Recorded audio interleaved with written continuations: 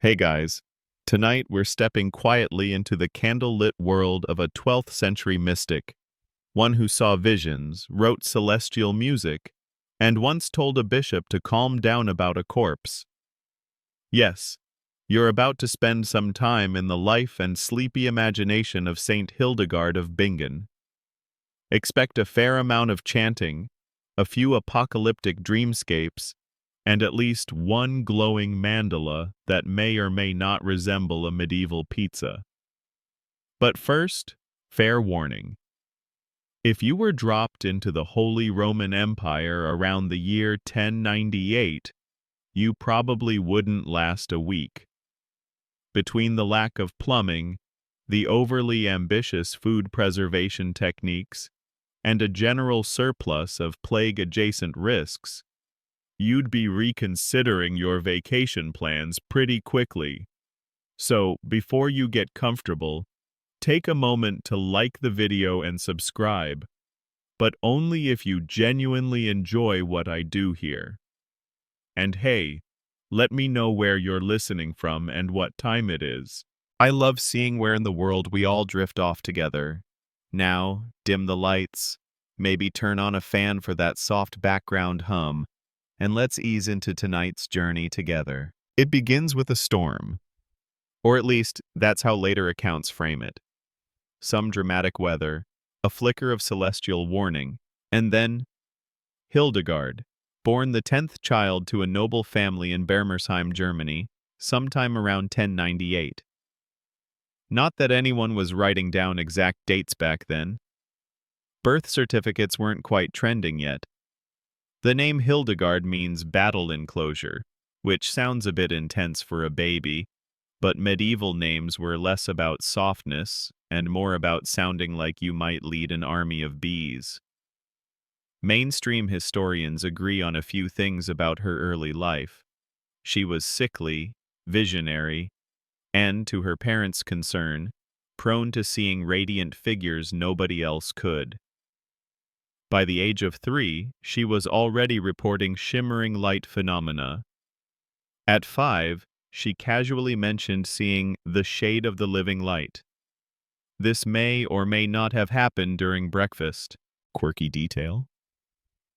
Hildegard later described her childhood visions as happening even when her eyes were open. She could see the room, the furniture, the people, and the visions. It wasn't dreaming. It was more like overlay mode. Medieval augmented reality, minus the headset. By the time she's 8, her parents, likely overwhelmed by a house full of children and one particularly glowy one, decide to dedicate Hildegard to the church. In the tradition of giving one child to God, because 10 was arguably too many, they send her off to the monastery at Disibodenberg. But this wasn't just a convent drop-off with waving handkerchiefs. She was enclosed, sealed into a stone cell with an older woman named Jutta von Sponheim, a fellow noblewoman turned anchorite who had voluntarily bricked herself into solitude to pray forever, or until someone needed advice. Historians still debate how much enclosure actually meant total isolation.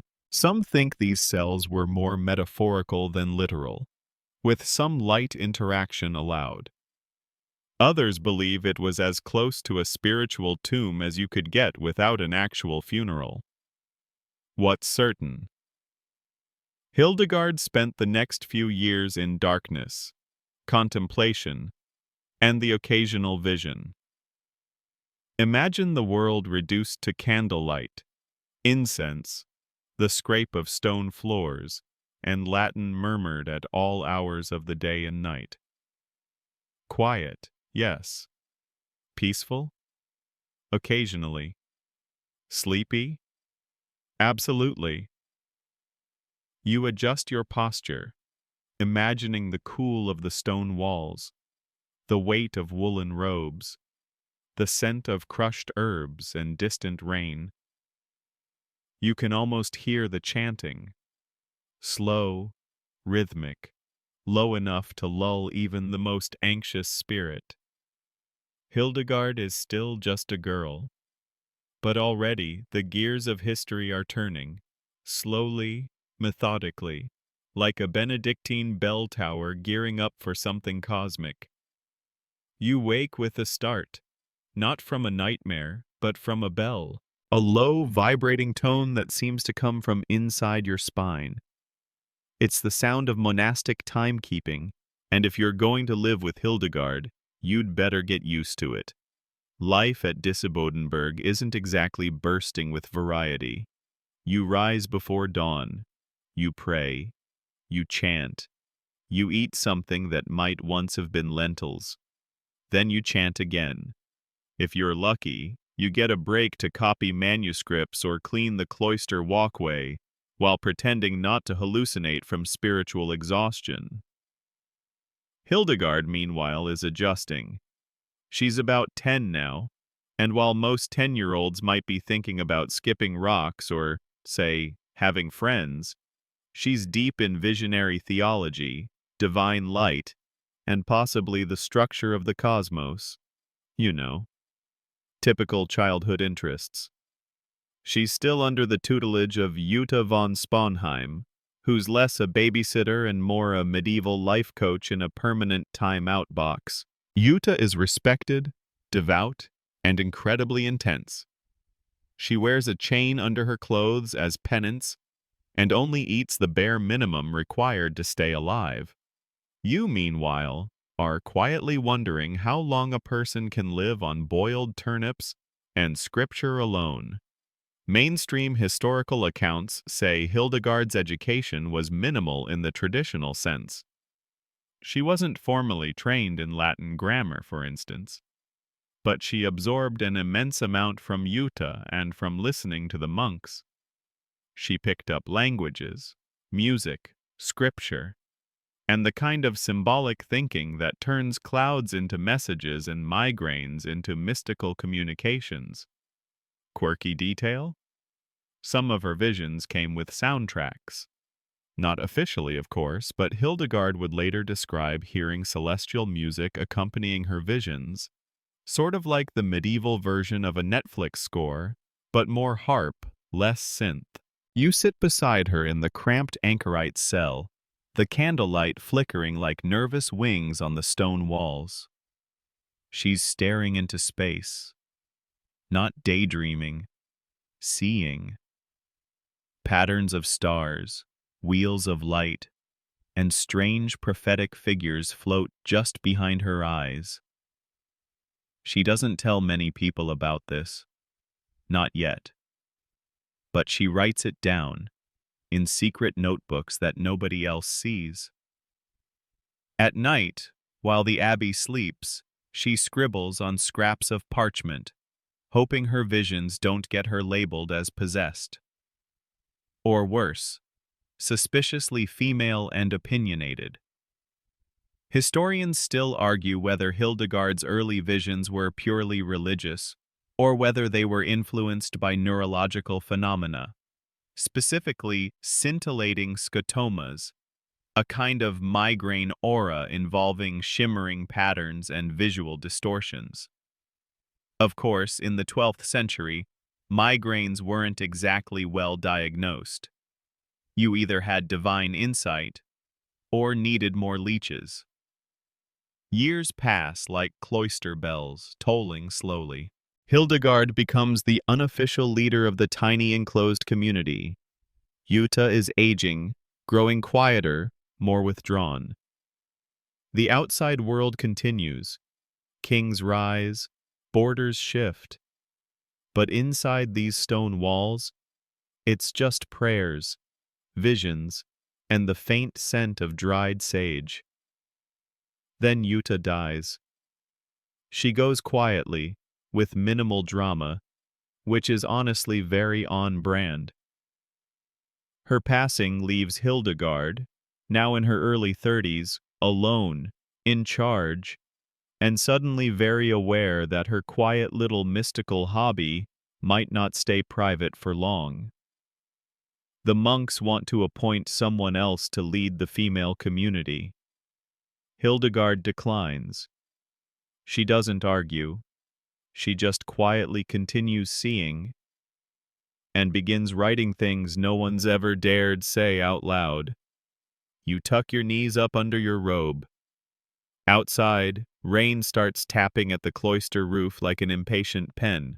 Inside, a young woman breathes deeply, ready to become the voice of divine mystery, reluctant celebrity of the medieval church, and part-time herbalist with strong opinions on fennel. You're in for a ride. Your mornings are no longer jolted by bells. They're gently guided by them now, like a sheepdog nudging drowsy thoughts into tidy little lines. You rise alongside Hildegard, now grown and quietly commanding. The monastery of Disibodenberg hasn't changed much, but Hildegard has. She's a woman of 30-something winters, which in medieval terms is roughly equivalent to legend in progress. Since Juta's death, Hildegard has taken over as magistra of the enclosed female community. That means she leads the other nuns in prayer, assigns tasks, and carries the deeply underappreciated burden of being the only one with opinions and follow-through. Her reputation for spiritual insight is starting to spread beyond the abbey walls, quietly, but unmistakably.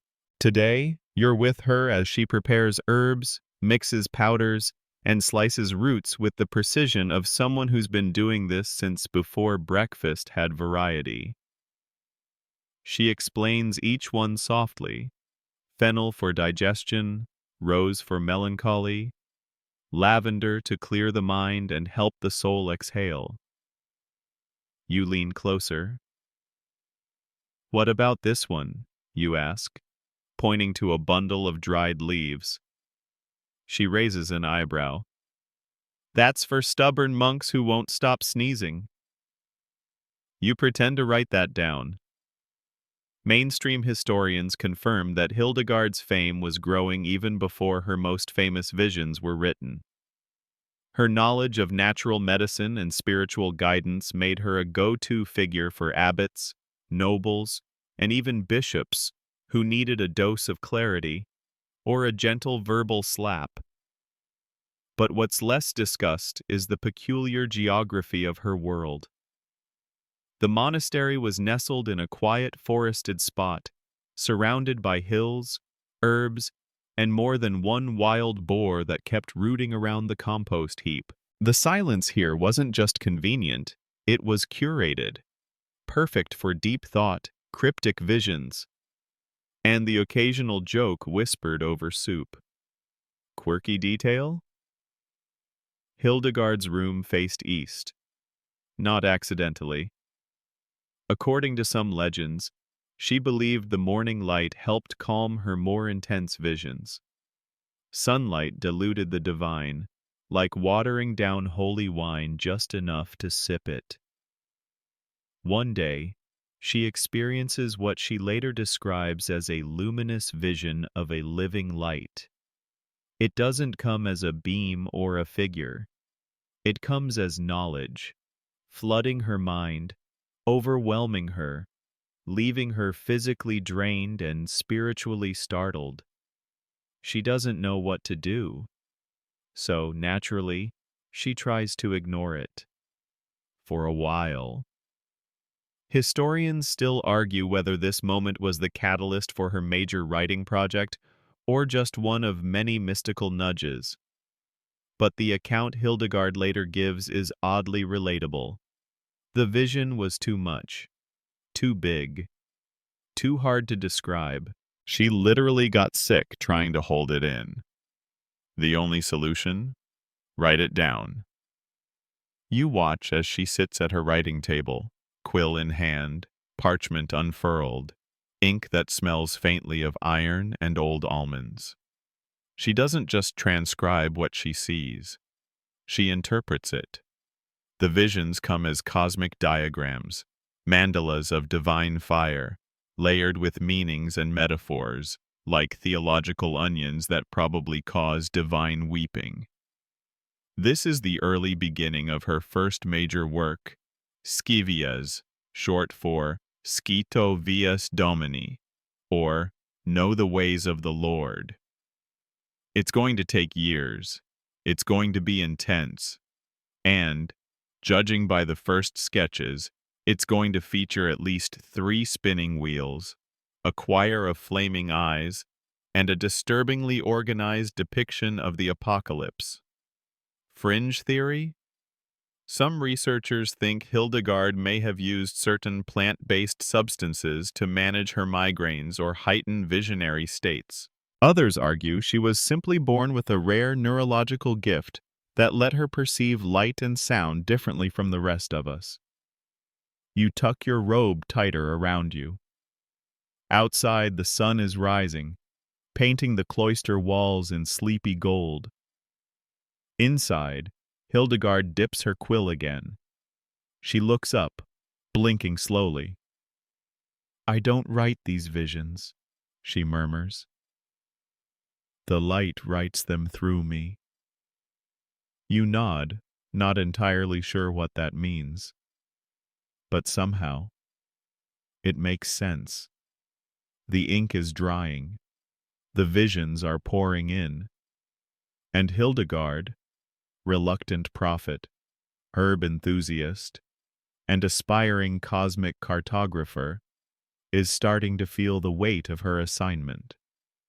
You sit beside her as she stares at the parchment in front of her, her fingers still smudged from last night's writing session, her eyes both tired and too awake.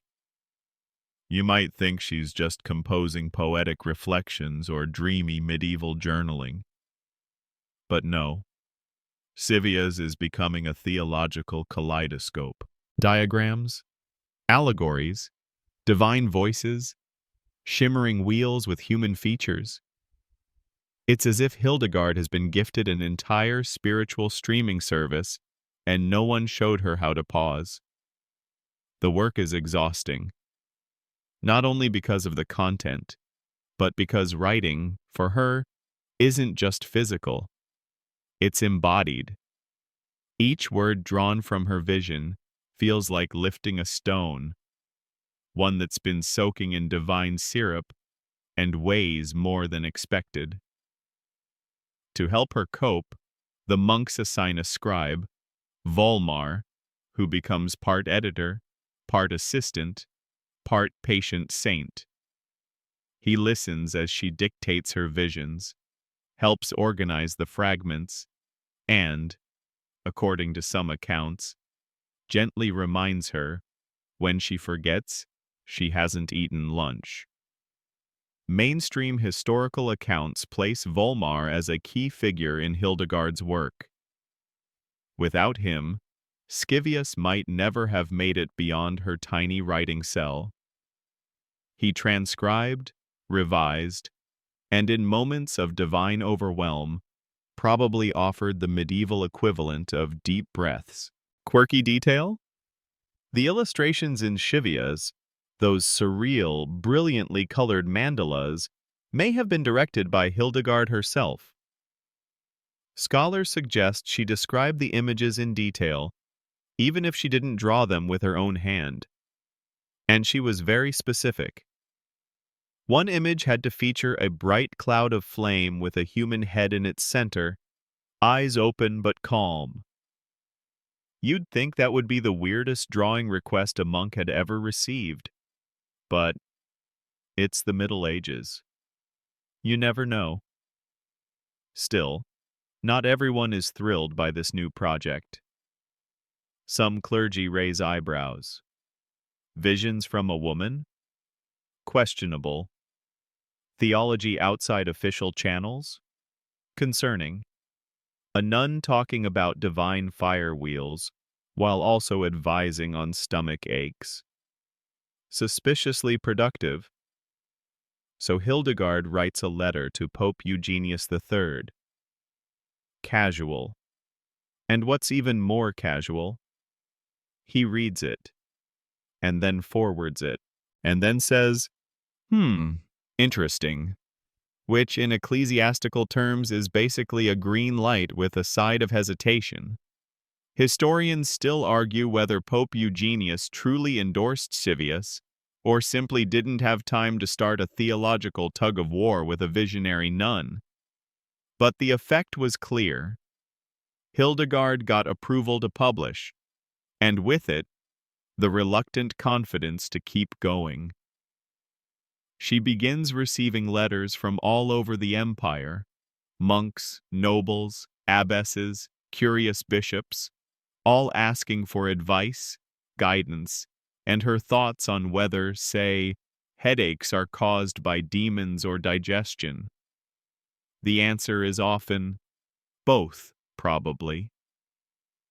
But even as she gains attention, she remains deeply introspective. She's still unsure about this calling. She doesn't want to be famous. She doesn't want to be right. She just wants to be obedient to the light, to her visions, and occasionally to Volmar when he insists she go to bed. Fringe theory? Some feminist scholars suggest Hildegard was using visionary language to safely critique the Church, inserting social commentary behind layers of divine metaphor. Others believe she was simply sincere, too focused on her spiritual life to play political games. You lie on the cool floor of her cell as the candle flickers. She's murmuring a new line, something about a voice like soft thunder, bearing truth dressed in gold. You're not sure if that's about God or Volmar bringing her tea. Either way, it's beautiful. And slowly, like ink fading into vellum, you feel yourself drawn into her rhythm, sacred, strange, and just structured enough to fall asleep in. The mornings have become brighter, or maybe you're just getting used to the way the sun touches the stones here, warming them like loaves left too long on the hearth. Hildegard is already awake. She's at her desk again, hunched slightly, her quill dancing awkwardly between sentences that feel too large for paper. You shuffle in quietly. She looks up and says, "Today's vision is about divine architecture." Like a temple? No, she replies. More like the scaffolding of reality held up by love and discipline. You nod sagely, as if that clears everything up. She's deep into Scivias now. It's taken years, literal years, of painstaking dictation, revisions, debates, and prayers. The visions are no longer occasional guests. They've become housemates, arriving in the middle of meals or while she's trying to trim mint for salve. She doesn't resist anymore. She writes, "This morning's vision? A cosmic egg." Yes, you heard that right.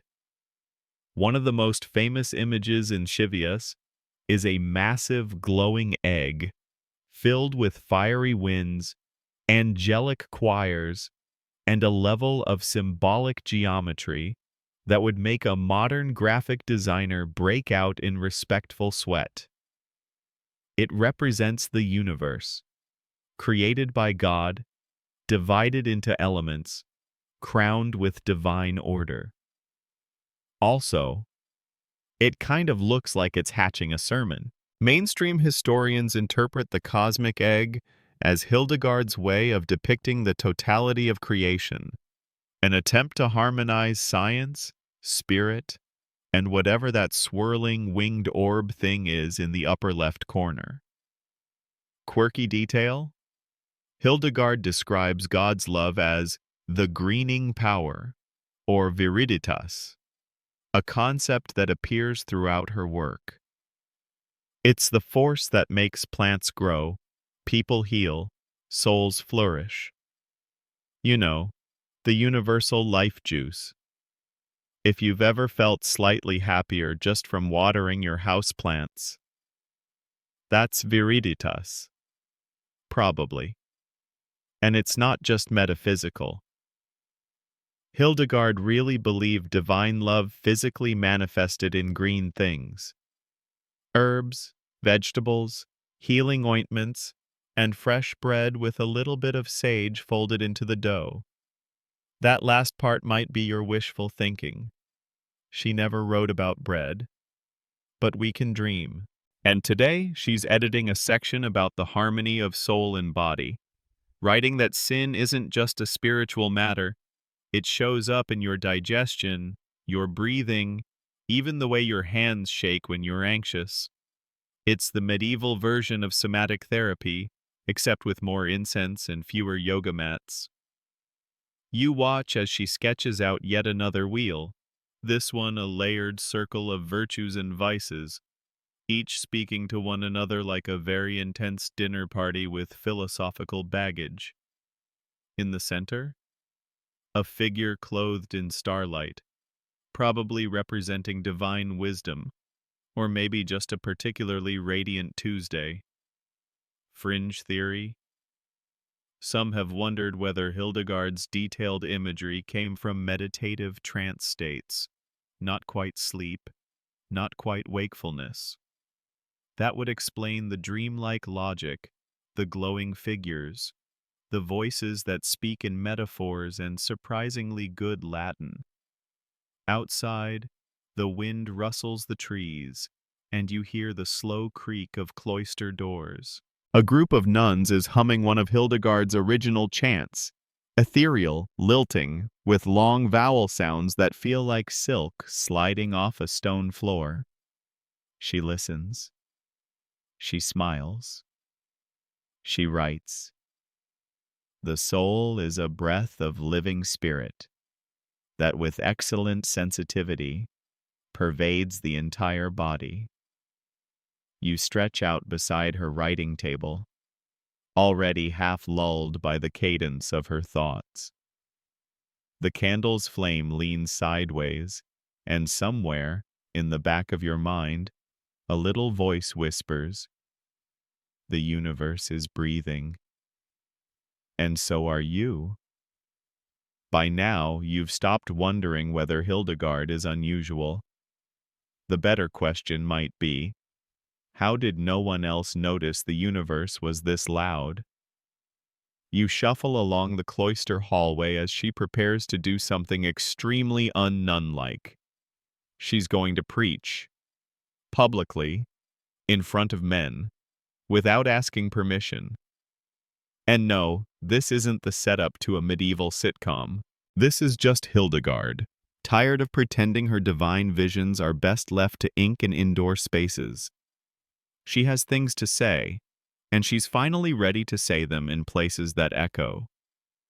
Today, you're traveling with her. Robes rustling, sandals thumping on packed dirt roads. A modest entourage of curious clergy and a couple of fellow nuns who whisper about how they're definitely going to get in trouble for this. But they follow anyway. You pass hills, market towns, the occasional stunned goose. At one stop, a merchant says he thought preaching women were against the rules. Hildegard smiles and replies, "I thought pride was too, and yet here we are." Mainstream historical accounts confirm. Hildegard began preaching tours around the Rhineland, an extraordinary act for a woman of her time. Though she wasn't ordained, she was granted papal permission to speak publicly, share her visions, and encourage reform. These weren't cozy little book clubs. Hildegard spoke to abbots, monks, bishops, and laity, sometimes gently, sometimes with phrases like, "You are the dry branches of a fruitless tree." Subtle? Not exactly. Effective? Surprisingly. Quirky detail? She often used musical performances to accompany her messages. Imagine sitting through a lecture on moral decay, and then hearing a dozen nuns singing angelic counterpoint. It's emotional whiplash, but with harmony. And yet, she never claimed the sermons as her own ideas. Always, always, she insisted. The light told her. The divine spoke, and she, a humble feather on the breath of God, merely repeated it. If it happened to include a mild scolding about corrupt priests or lazy bishops, well, that was between them and heaven. Fringe theory? Some historians believe Hildegard's public preaching was a strategic act of spiritual politics, positioning herself as a necessary voice in a time when the Church was cracking under theological and administrative pressure. Others argue she was simply tired of waiting for the men in charge to do their jobs properly. You walk beside her into a small stone chapel where tonight's crowd waits. The pews are filled with merchants, minor nobles, clergy, and a group of children playing with an unfortunate turnip. Hildegard steps up, adjusts her wimple, and begins, not with doctrine, but with a description of light. The soul, she says, is a flame, and when it dims, the world grows cold. People lean in. She continues, weaving visions into warnings, poetry into sermons. You don't understand all of it. Some of it seems symbolic. Some of it seems like divine side-eye. But all of it is unmistakably hers. Later, as you rest outside under the stars, one of the older monks shakes his head and mutters, "She preaches like the sky is on fire and we forgot to notice." You nod. That's exactly it. And Hildegard, wrapped in her traveling cloak, just smiles and hums the start of a new chant. You don't know the words yet, but somehow you already feel the melody in your bones. You're back at Disibodenberg now, but something's changed. The walls feel tighter, the air more still. And Hildegard, our cosmic visionary and reluctant preacher, has a look in her eye that signals one thing. She's moving out. Well, not in the dramatic storm-off sense, but after years of writing, preaching, and gently rearranging the spiritual furniture of 12th century Europe, Hildegard has decided that she and her nuns need a new home. Somewhere with space, somewhere with light, somewhere not constantly side-eyed by the monks. The plan? Found her own abbey. And not just anywhere. Rupertsberg, a patch of land near Bingen, across the river, nestled among vines and silence.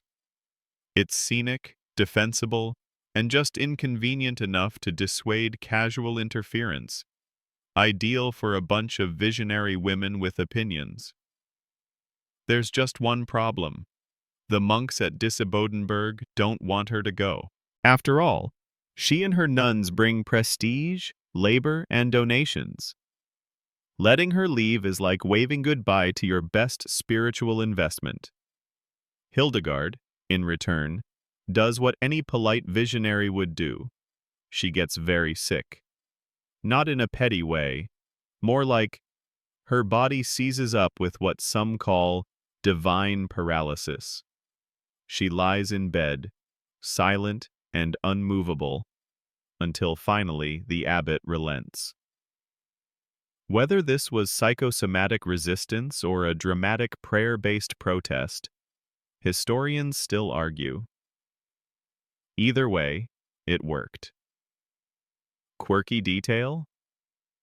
Once permission was granted, Hildegard recovered immediately and began packing. Dramatic flair? Possibly. Divine validation? According to her, absolutely.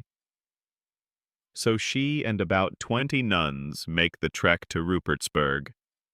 You come along, of course, dodging oxen carts and gossiping clergy as you cross the Rhine. It's misty, and the river smells of fish and fresh stone. You swear you can already hear new music in the air. Mainstream sources confirm that by 1150, Hildegard had established the abbey at Rupertsberg, which she designed to her own spiritual and practical specifications. It included a chapel, scriptorium, herb gardens, and enough space for serious contemplation, plus maybe a bit of celestial drama. And here's the thing, she ran it herself, not as a figurehead, as an administrator, spiritual leader, teacher, and composer in residence. While male abbots haggled over tithes, Hildegard was writing medical texts, composing oratorios, and arranging for the wine to be stored properly. Fringe theory? Some scholars suggest Rupertsberg was more than just a religious retreat. It was a hub of female intellectualism, a place where women could safely explore philosophy, botany, and theology outside the rigid expectations of the male-dominated church. You explore the new abbey grounds with her, the herb beds still being planted, the scriptorium half furnished. The nuns laugh more here, they move freely.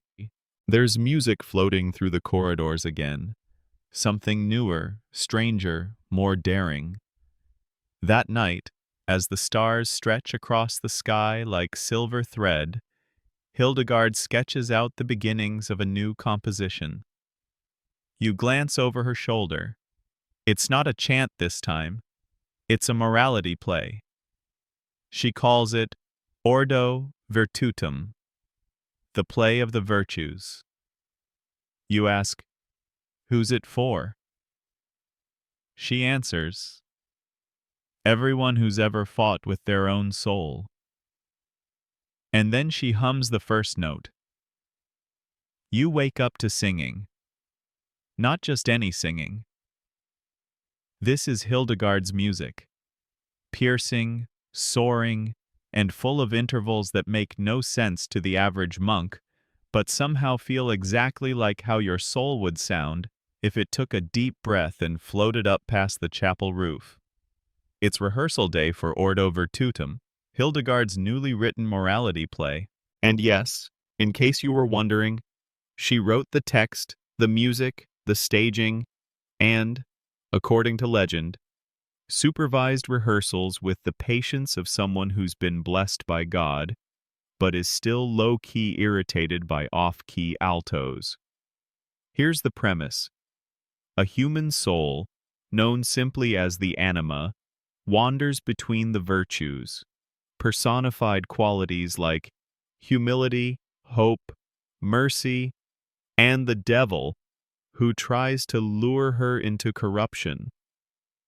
Mainstream historians describe Ordo Virtutum as the earliest known morality play with original music, and one of the only ones composed entirely by a woman in the Middle Ages.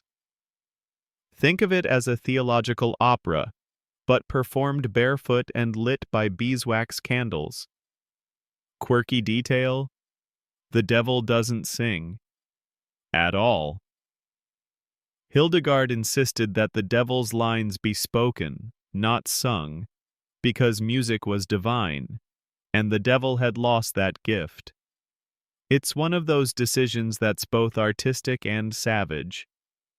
Theatrical insult meets sacred metaphor.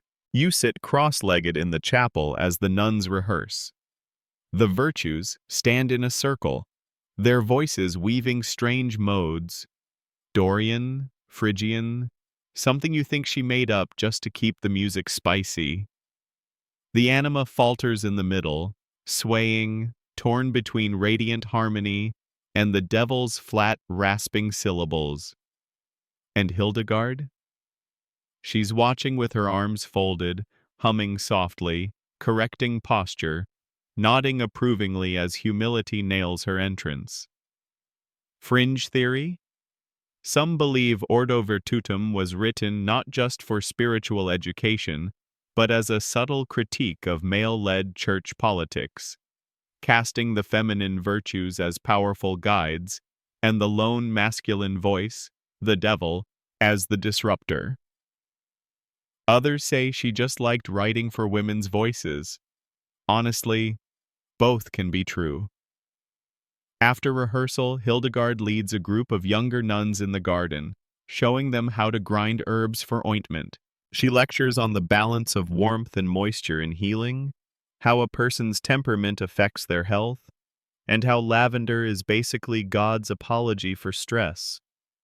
You watch the sun dip behind the hills, golden light filtering through sage leaves, and the faint laughter of women who, just a few years ago, were cloistered in silence. Hildegard's abbey is blooming, and her reputation? It's no longer local. Letters from nobles, bishops, and even emperors arrive weekly. Some ask for medical advice.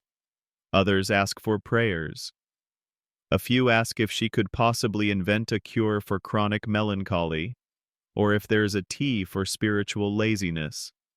She responds with grace, and the occasional pointed theological zinger. One abbot writes asking if her visions might be heretical. She replies, "You may judge my words, but remember who gave them." You wince. He probably did too. That night, she sings a solo, something she's been composing quietly, line by line, over the past year. It's a chant about cosmic harmony, how stars and souls move to the same rhythm. You close your eyes, and you realize, this abbey isn't just a refuge, it's a frequency. By now, you're not sure whether time moves more slowly at Rupertsberg, or whether you've simply surrendered to Hildegard time, which runs on visions, chanting schedules, and the mysterious internal clock of a woman who claims she hears God through wind patterns. This morning, she's receiving visitors. Again. A bishop, a merchant, and a noblewoman walk into the abbey. Not the start of a joke, but another day in Hildegard's life. People travel for miles, sometimes weeks, just to consult her. They want blessings, healing, counsel, or simply to see the woman who writes about flaming skies and cures menstrual cramps with quince. She meets them in the garden, among the fennel and the marigolds. Her presence is calm, radiant, but never meek. She listens more than she speaks, but when she does speak, it lands like thunder wrapped in velvet. Mainstream accounts show that Hildegard's influence had expanded dramatically during this period. She corresponded with popes, emperors, abbots, and the occasional confused knight. Her letters, many of which survive, are sharp, witty, and sometimes gently scolding. To a lazy bishop, "You are a dry fig tree. God is not amused." To a sickly countess, "You must eat warm foods, avoid sadness, and listen to music, in that order."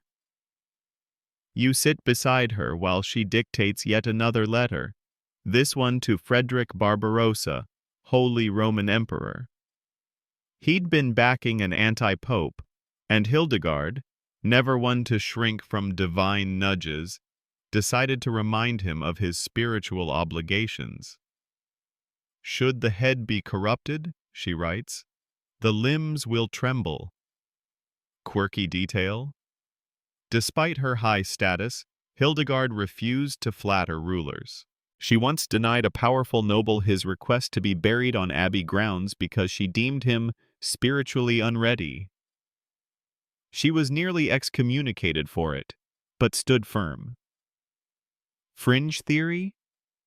Some scholars suggest Hildegard cultivated her image carefully, balancing humility with prophetic authority, speaking truth to power while cloaking her words in the armor of divine vision. Others argue she simply couldn't help herself. When you see the universe as a glowing wheel of justice, there's no off switch.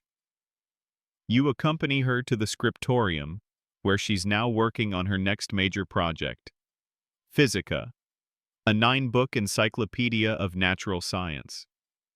She's listing herbs, stones, animals, and their uses. She classifies everything with reverent precision: mint for clarity, emeralds for melancholy, doves for gentleness, wolves for warning signs.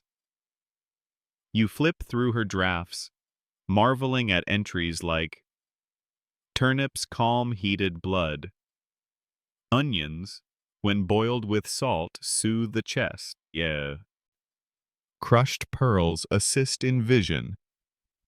Crushed pearls, you ask? She looks up. Yes, but it's terribly expensive. Only use it if you're looking to impress both your eyes and your wallet. The joke hangs in the air like mist over river reeds. In the evening, as the sun slants gold across the abbey walls, Hildegard kneels in the chapel, her chants echoing through stone. You kneel too, part prayer, part awe, part attempt to understand how one woman could contain this much wisdom without leaking metaphors onto the floor.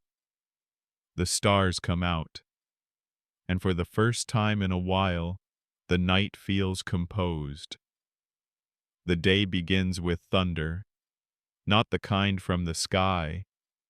This thunder rumbles through parchment and ink, through the voices in the cloister, and most of all, through Hildegard's determined footsteps echoing on the flagstone. Something's not right, and you can tell because she's writing furiously while muttering phrases like, "They will learn," and "even a withered branch can burn." Someone has crossed her. Again. Turns out, a local noble has seized land that Hildegard's abbey had quietly depended on for gathering herbs and grazing the occasional borrowed sheep. Worse, he's ignored her polite letters. Even worse, he's made snide remarks about women's visions being unreliable, right in front of a visiting monk who, of course, relayed every word with the urgency of a medieval gossip courier. You hand her more parchment. This is going to be a scorcher. The letter she dictates is sharp, laced with scripture and botanical analogies. She compares the noble to a tree that blooms too early, proud of its flowers before the frost. And then she adds a line that stops even you. Your soul wears a helmet of rust. Oof. Mainstream records confirm that Hildegard didn't shy away from public rebuke, especially when her abbey's autonomy or dignity was at stake. Her letters were often theological, but always human. You could feel the simmer beneath the scripture. Quirky detail?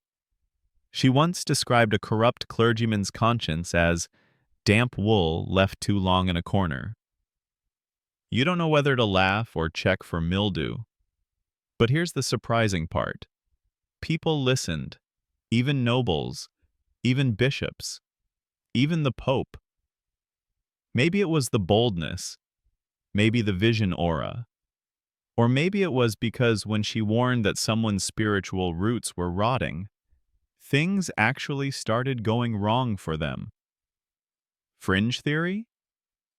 Some have wondered whether Hildegard's predictions, famines, illness, strange political downfalls, were partly based on keen observation rather than mystical foresight. She noticed patterns, read people shrewdly, and wove that insight into divine language. Essentially, part prophet, part profiler. You watch as a courier gallops off with her latest epistle of holy thunder. Later that afternoon, she's calmer. In the garden, she tends to a bed of feverfew, explaining how it balances the humors, especially in those who are prone to restlessness and imagining too much nonsense. You feel mildly called out. Then she leads you to the scriptorium, where she's begun compiling Cause et Cure, her medical and spiritual manual, blending treatments for the body and the soul. It's less about diseases and more about patterns, how emotions affect digestion, how prayer can soothe the spleen, how the moon might tug at more than just tides. She writes, "A cheerful heart brings warmth to the limbs, but sorrow can hollow the bones." You wonder how much she knew about burnout. As the sun sets, the abbey bells ring. Vespers begins. You sit near the back, eyes half closed, listening to Hildegard's compositions wrap around the stone walls. There are no instruments, just voices, rising and falling like breath. One phrase repeats in your mind long after the final Amen. "Sing, O soul, for you were made of music, and tonight at least, you believe it." The abbey is unusually still today. Not quiet. There's always some distant humming or a sister rattling herbs into bowls, but still, like the building itself is holding its breath. You find Hildegard at her window, eyes fixed on the far edge of the river. She's waiting, not for a vision this time, for a reply. You see, her last letter, to a particularly stubborn bishop, was a bold one. She had accused him of moral cowardice and suggested that perhaps his soul was dimming like a lamp without oil. It wasn't her most diplomatic moment, but it was, as always, theologically poetic.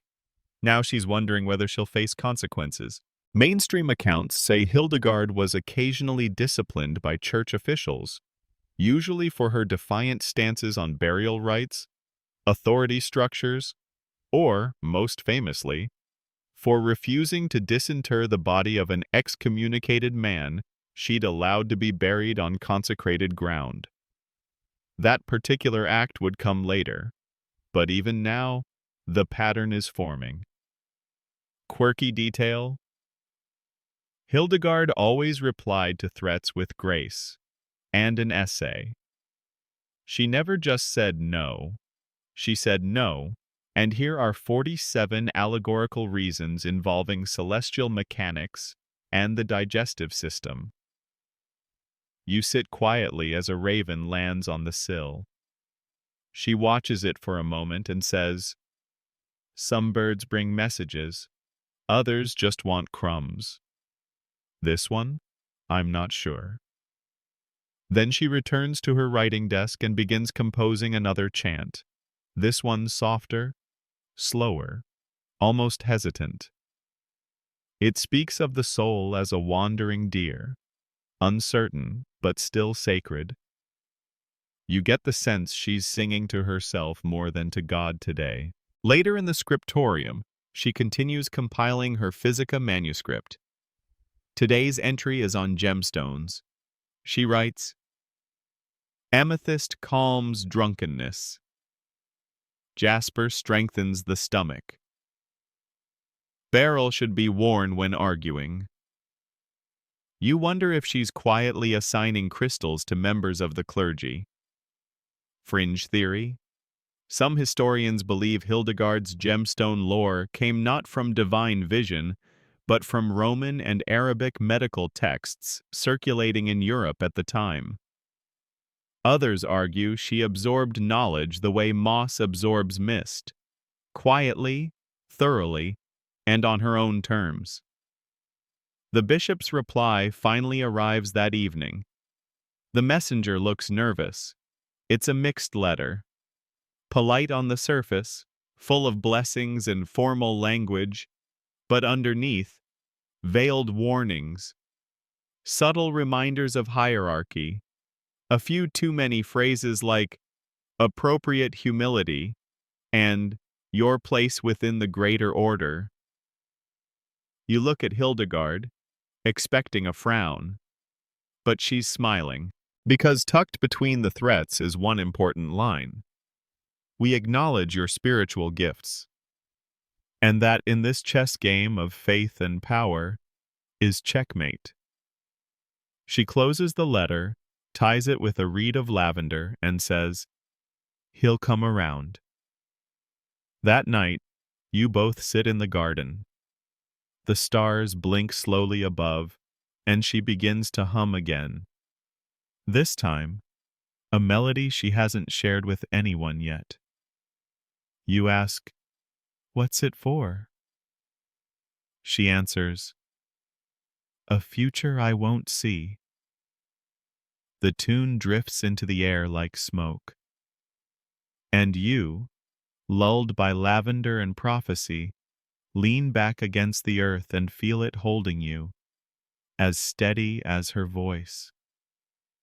Rain drums gently on the roof today, soft as fingertips on parchment.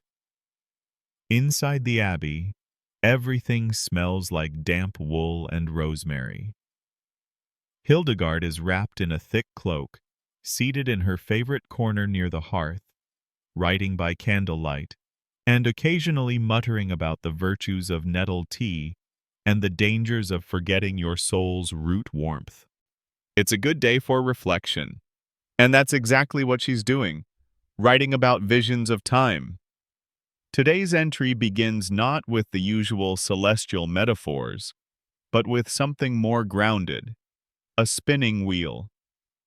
The soul, she writes, moves as a spindle turns, sometimes tightly wound, sometimes loosening into song. You squint. You're not sure if this is theology or a knitting pattern. But it becomes clear. Hildegard is thinking about mortality, about the passage of years, and about whether visions age the same way people do. You wonder this too. After all, she's well into her 60s now, and while her mind seems sharper than ever, her body, well, it creaks like a church pew in winter. Mainstream historians note that Hildegard remained active into her final years, continuing to compose, advise, and write. There's no clear evidence that she ever slowed down voluntarily. Quirky detail? She claimed that certain herbs could delay aging, especially if consumed with moderation and paired with regular doses of laughter. "Too much sadness," she once wrote, "makes the bones brittle." You sip your tea more carefully after that.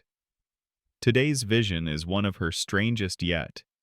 She describes a vast wheel of time, each spoke representing an era, with souls like sparks bouncing from one rim to another.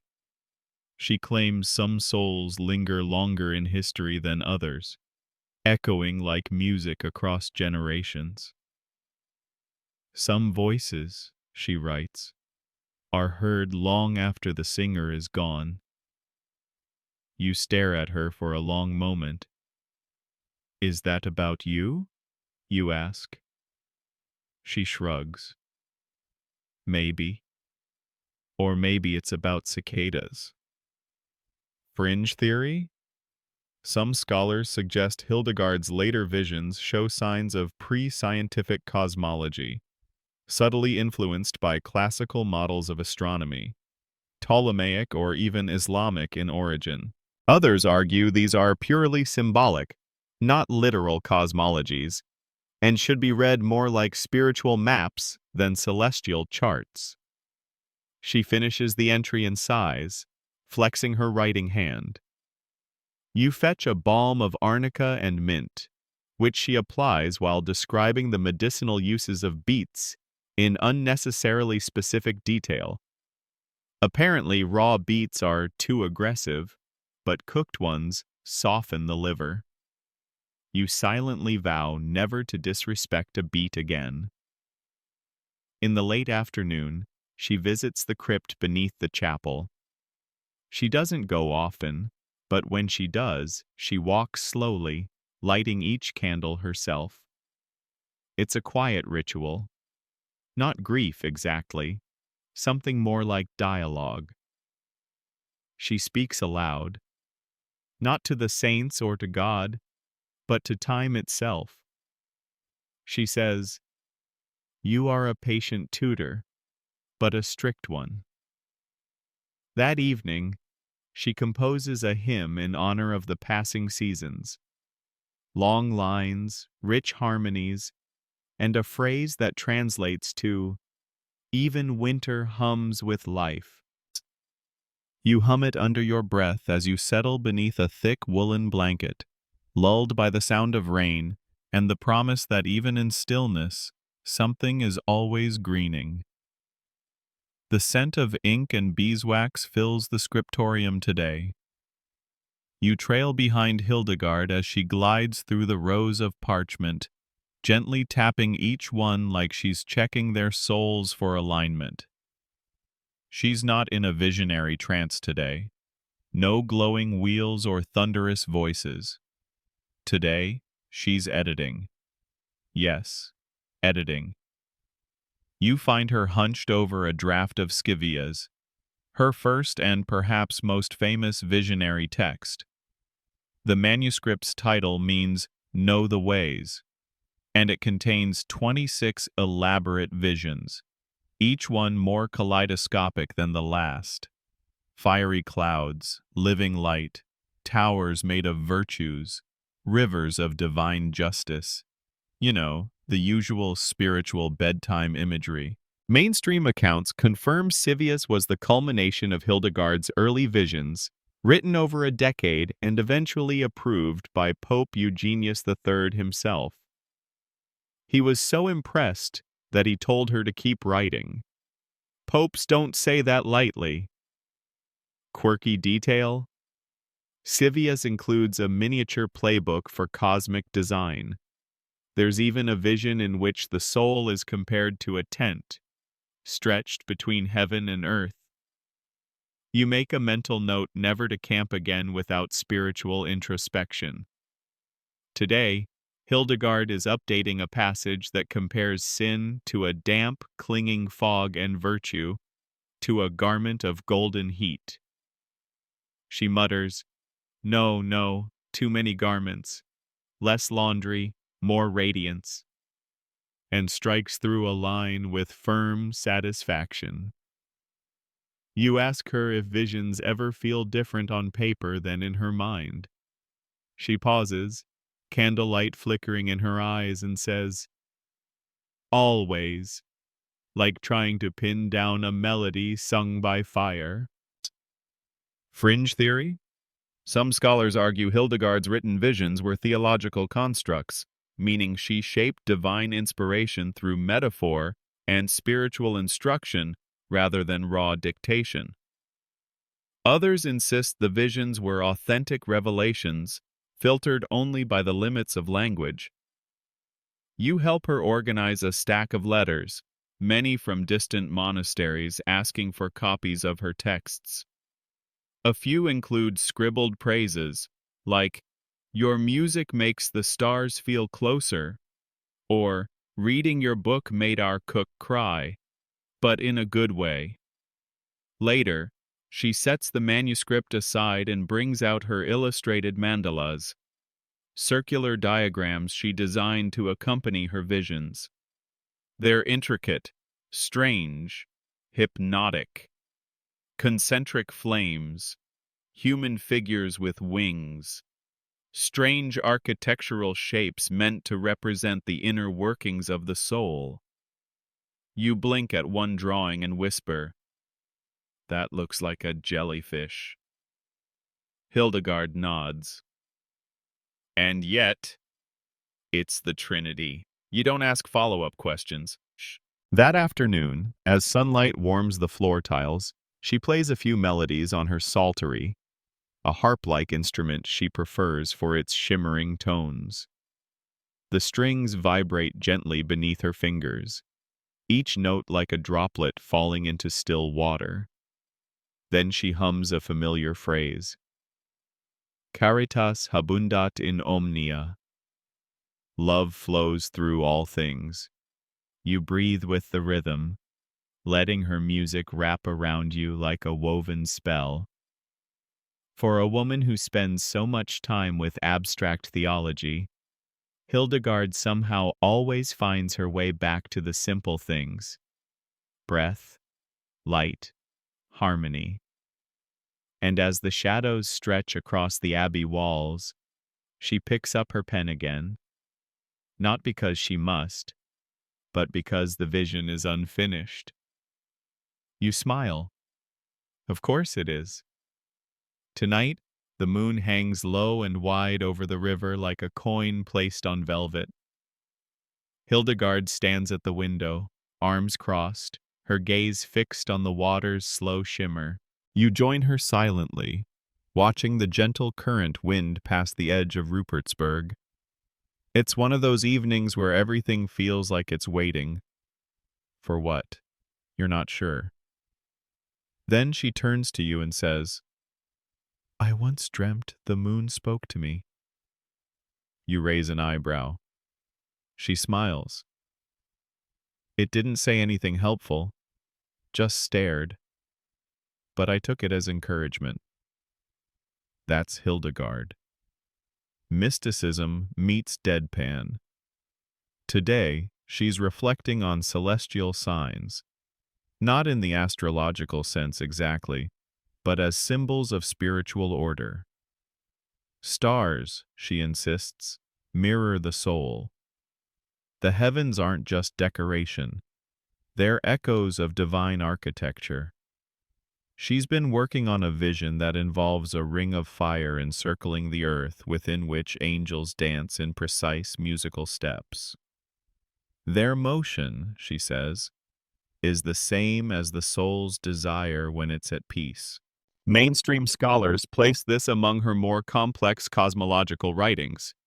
Portions of Liber Divinorum Operum, the Book of Divine Works, composed in her later years. It's here that Hildegard blends theology, astronomy, anatomy, and music into a sweeping vision of the universe as an embodied harmony. Quirky detail? She once described a solar eclipse as a blink from the eye of God, which you're pretty sure is the most metal way anyone's ever talked about astronomy. In her diagrams, human beings are drawn inside circles, sometimes with rays of light connecting their organs to the stars. You ask if this is science. She tilts her head and replies, "It's how science would look if it remembered to be kind." Fringe theory? Some modern readers see in Hildegard's visions the seeds of proto-systems theory, ideas about interconnectedness, feedback loops, holistic design. Of course, she never uses those words. She prefers metaphors: webs, threads, gardens. After supper, she holds a small gathering in the chapel, just a few sisters, a candle or two, and the hush that comes from deliberate stillness. She chants softly, then speaks about viriditas, her favorite word. Greenness, she says. Not just color, life force.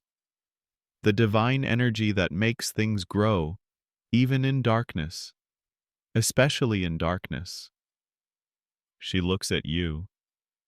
You've seen it, haven't you?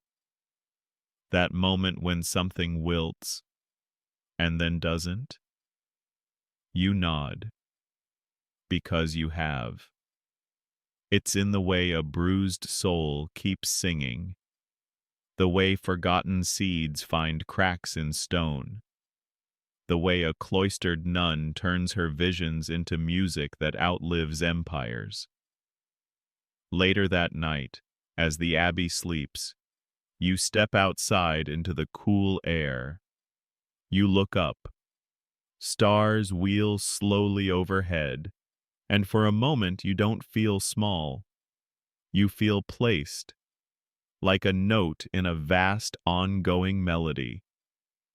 The morning arrives wrapped in a soft mist that clings to the stone arches like shy lace.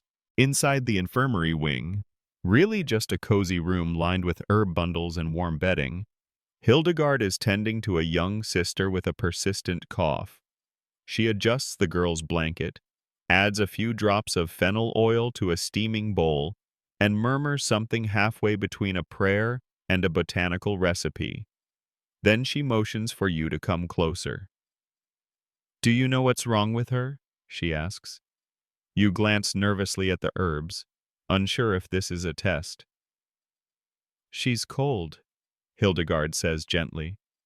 "But not just from the weather. Her humors are out of tune." Today is all about healing. Specifically, Hildegard's wonderfully weird blend of medicine, theology, and holistic care. Mainstream scholars recognize her as one of the most well-documented female medical writers of the Middle Ages. Her works, Physica and Causae et Curae, blend observation, spiritual theory, and remedies involving everything from thyme to eagle fat, don't ask. She believed illness came from disharmony, a misalignment of body, spirit, and even environment. Quirky detail? She prescribed gemstone therapy, as in, wear a sapphire to cool an overheated temperament, or press a ruby to your stomach to improve digestion. She also advised against eating eels, which she considered sneaky. Yes, sneaky. Fringe theory? Some historians argue that her medical texts were collaborative, a compilation of folk knowledge, monastic records, and ancient texts, filtered through Hildegard's theological lens. Others are convinced she genuinely received many of her insights through divine vision. Today she's experimenting with a salve made from rose oil, ash bark, and crushed basil. For melancholy, she says, also good for bishops with gout. You assist as she prepares tinctures. She grinds herbs slowly, with a rhythm that matches her breathing. The scent is soothing, green and peppery, and somehow it makes you feel like your lungs are smiling. She pauses to teach a novice how to brew wormwood tea, but only 2 sips at a time. Any more and your dreams get too loud. That evening, Hildegard gathers the sisters for a lesson in viriditas again, this time through healing. How tending to the sick is also tending to God's garden. When we soothe the body, she says, we also ease the soul, and the soul, in turn, encourages the body to stay.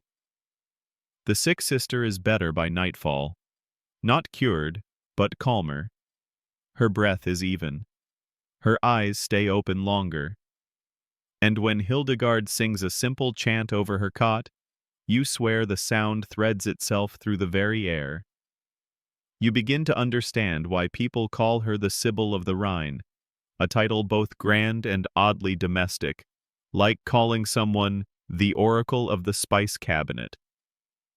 You leave the infirmary with a pouch of dried lavender and a sense that medicine, at least here, is part science, part faith, and part lullaby. It's market day in Bingen, and Hildegard has decided the abbey needs more wool, fewer onions, and a better understanding of how people actually live. So naturally, she's bringing you. You trail behind her as she strides into the crowd. Her presence, part holy woman, part celebrity, part local eccentric. Vendors bow slightly. Children stare. One baker offers her a loaf blessed by extra yeast, which she accepts with a nod and a cryptic, "May your dough rise like virtue." Mainstream historical records note that Hildegard didn't isolate herself in the cloister. She regularly corresponded with townsfolk, merchants, nobles, even field workers. She had an earthy streak, the kind of practical spirituality that understood that heavenly visions are great, but someone still has to salt the fish. She visits an apothecary and inspects his wares with the eye of someone who's definitely read Pliny the Elder and definitely disagrees with half of it. She scolds him gently for storing dried fig leaves near the tansy. It confuses their energy, she says. You don't know what that means, but he immediately starts rearranging jars. Quirky detail. Hildegard believed that certain foods could affect not only health but mood and morality. Celery, she claimed, could make a person more patient. Raw onions might make them quarrelsome. And cabbage? Spiritually indifferent. You pass a troupe of musicians playing a simple melody on pipes and tambourines. Hildegard stops to listen. Then she hums a counter-melody that fits perfectly, and one of the musicians nearly drops his drum. He recognizes the tune. It's one of hers. Yes, some of Hildegard's compositions leaked into the world like gentle wildfire, passed from abbey to abbey, choir to choir. Today, she's hearing her own music on the street. Fringe theory? Some musicologists believe her chants subtly encoded messages, musical mnemonics that carried theological lessons or warnings to sympathetic listeners. Others say she just liked fancy intervals and wasn't afraid of high notes. By late afternoon, your basket is full. Lavender oil, beeswax, a wedge of soft cheese, and a scroll someone insisted she take. Hildegard smiles politely and murmurs, "May your goat's milk never curdle before its time." As you walk back to the abbey, she grows quieter. The path winds along the Rhine, the water a pale silver under the sky. She stops to pick a wildflower. Yarrow, you think. This plant, she says, stitches wounds in flesh, and sometimes in spirit. You walk the rest of the way in companionable silence. That night, she places the yarrow on her windowsill, beside a smooth river stone and a piece of blue thread. No explanation, no ceremony, just three objects resting there. Balanced, ordinary, sacred. A storm rolls in before dawn. Not a violent one, no crashing thunder or apocalyptic wind, but a slow, insistent rain that makes the abbey seem even older than usual. Water trickles down stone grooves worn smooth by centuries of weather and prayer. Inside, Hildegard is already awake. Of course she is. Today, she's teaching. Not a class exactly, more like a guided wandering through theology, song, and soil. The novices sit in a semicircle in the cloister garden, their robes damp at the hem, while Hildegard speaks of the four elements and how they echo within the body. She says, "Your bones are earth, your breath is air, your blood is water, and your warmth, your soul's fire, must be tended." Mainstream sources describe Hildegard's philosophy as deeply elemental. Her worldview wasn't compartmentalized. She didn't separate nature from spirit or medicine from theology. Everything flowed together like the streams that fed the Rhine. Quirky detail? She believed that a person's physical ailments could be caused by cosmic imbalance, like the moon tugging too hard at someone's liver. And yet, her treatment plans often included humble advice: eat less cold bread, or avoid overthinking after supper. Today's lesson focuses on anger. She describes it as a fire that refuses to dance. You watch as she draws a diagram in the dirt with a stick, a circle, a triangle, and a spiral. "This is what resentment looks like," she says, tapping the spiral. "It loops, but never opens. You find yourself wondering what your own spiral looks like. Then the rain picks up, and she moves the group inside, leading them to the abbey's small library. There, she reads a passage from Liber Vitae Meritorum, her book on virtues and vices. It's written as a kind of dialogue between personified forces. Humility debates pride, joy scolds despair, modesty sighs at arrogance. You listen to Hildegard recite a section in Latin, her voice curling like incense around the dusty rafters. Even if you don't catch every word, you feel it. A moral geometry, vast and careful. Fringe theory? Some scholars believe Hildegard's use of these allegorical voices points to a kind of proto-psychology, a way of exploring internal conflict centuries before Freud made it fashionable. Others say she was simply continuing the tradition of medieval morality plays. You suspect both things can be true.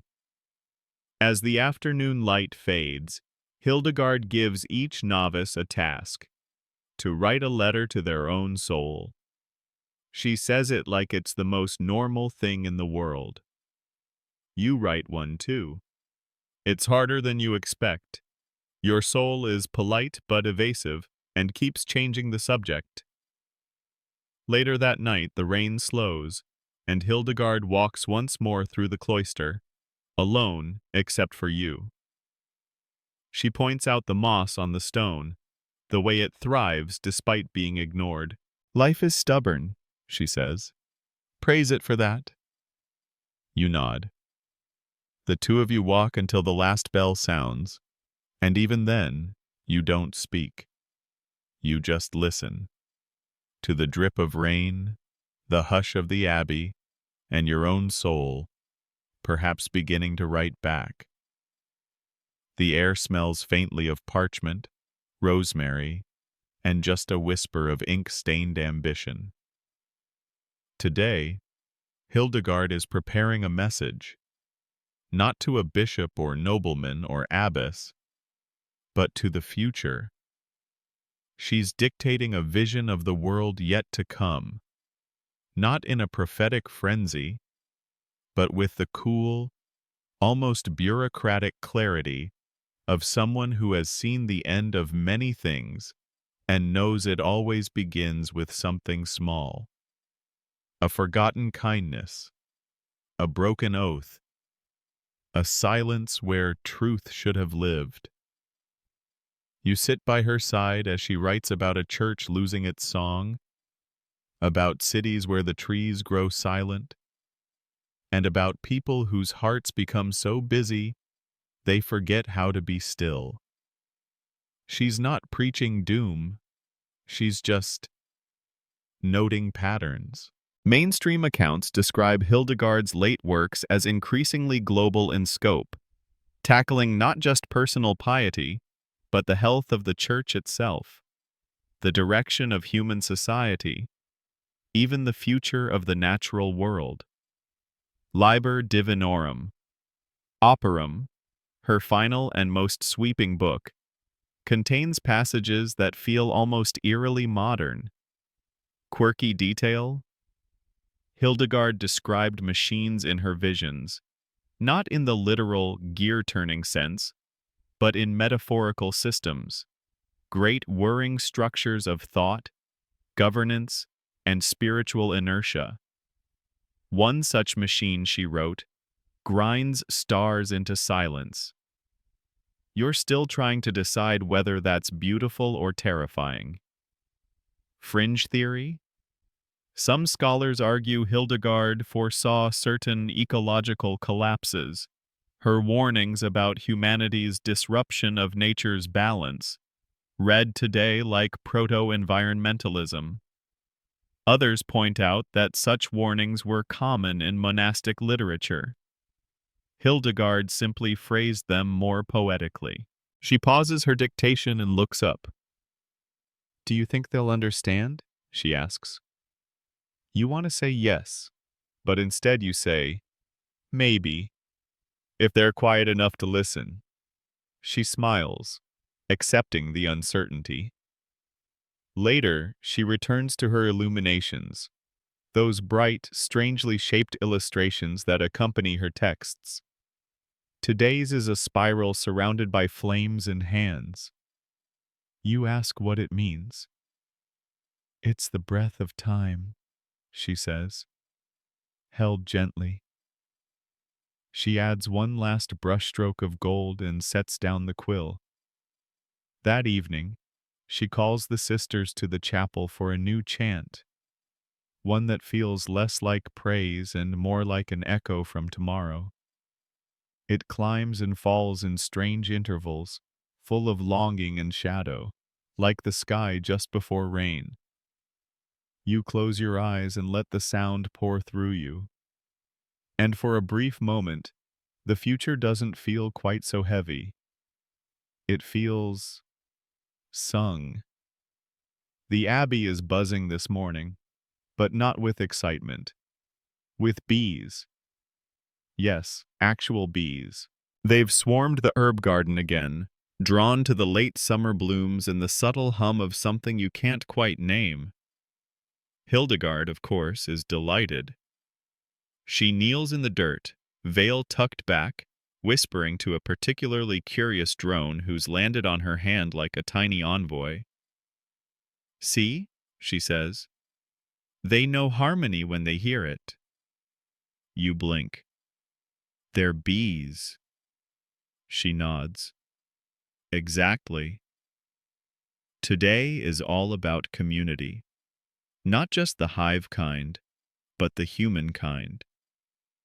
The abbey functions like a living organism, pulsing with daily rituals, bells, meals, chants, silences. Everyone has a role, a rhythm, a corner of the pattern to uphold. Mainstream records highlight Hildegard not just as a mystic and writer, but as an administrator, a founder, and, frankly, a bit of a manager. She ran Rupertsberg with precision, discipline, and just enough poetry to make people forget she was assigning them chores. Quirky detail? She instituted color-coded habits for her community, not just for hierarchy, but for spiritual resonance. She also believed certain tasks aligned better with specific times of day, depending on the divine mood of the hour. Morning was for clarity, afternoon for humility, and evening for gratitude. You're still not sure when laundry fit into that. This afternoon, she settles a dispute between two novices about who miscounted the lentils. Rather than assign blame, she gives them a chant to sing together while sorting peas. Let the notes do the sorting, she says. Somehow, it works. Fringe theory? Some scholars believe Hildegard's unique blend of structure and mysticism helped her abbey survive power struggles that dissolved other communities. Others suggest she thrived because she treated leadership as a form of spiritual architecture, designing rules the way one might compose a hymn. After Vespers, Hildegard takes you aside and shows you the old chest near the scriptorium door. It contains letters, hundreds of them, sent from across the Holy Roman Empire and beyond. Some are formal inquiries. Others are heartfelt confessions, riddled with longing or uncertainty. She lets you read one. It's from a young noblewoman asking if it's possible to live a spiritual life without taking the veil. Hildegard's reply is short. Yes, if your silence grows roots. You sit with that for a long time. That night, as the bees settle back into their hidden hive and the abbey grows quiet, Hildegard walks the cloister path with a small lantern. She touches each column briefly, like a rosary of stone. You ask her why. I'm reminding them, she says, that they still hold us. You look up at the sky. Bees, chants, visions, doubts, lentils. It all hangs there, weightless and luminous. And you begin to understand why they called her a builder of souls. The dawn is unusually quiet. Usually, even the birds seem to sense something, chirping only in soft intervals, as if trying not to wake the world too abruptly. The air smells of dew, candle smoke, and the memory of rosemary crushed beneath yesterday's sandals. Today, Hildegard is tired. Not ill, just slower. She moves through her morning with the precision of someone who has walked this path thousands of times, but her steps echo a little longer than usual in the halls. She doesn't speak much.